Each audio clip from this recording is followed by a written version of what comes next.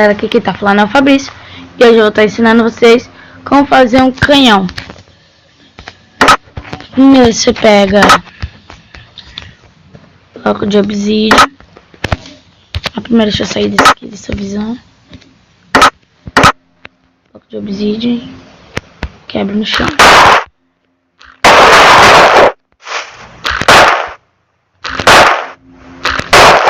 Acho que esse também já tá bom.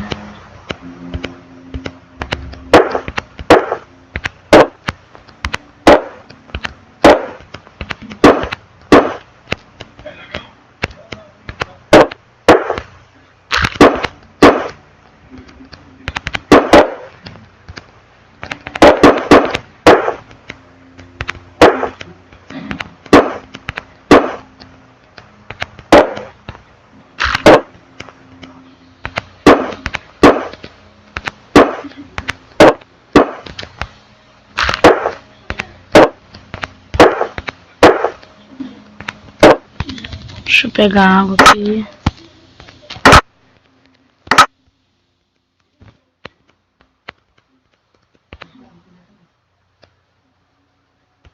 Tem que quebrar um.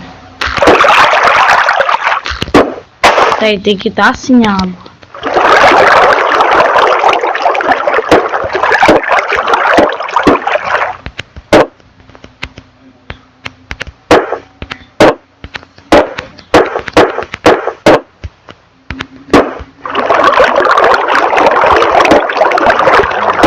Aí quando você terminar ele vai estar assim. Não, isso aqui não, né? Aí você pode feito ele do jeito que você quiser. Aí você pega a redstone.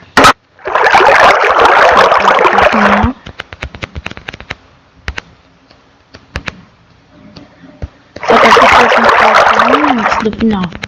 Não pode ser até o final.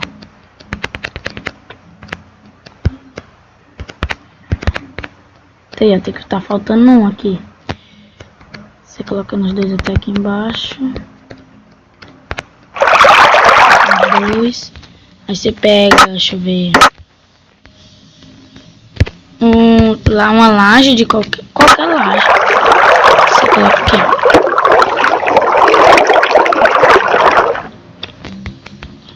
Laje. Deixa eu ver. Você pega a alavanca. Não, melhor um botão mesmo. Coloca. Depois de você colocar as bombas. Pega.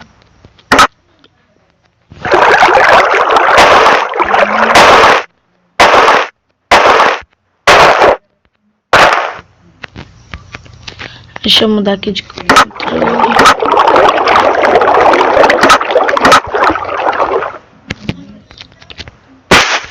Aí você liga o que só não vai até o final primeiro.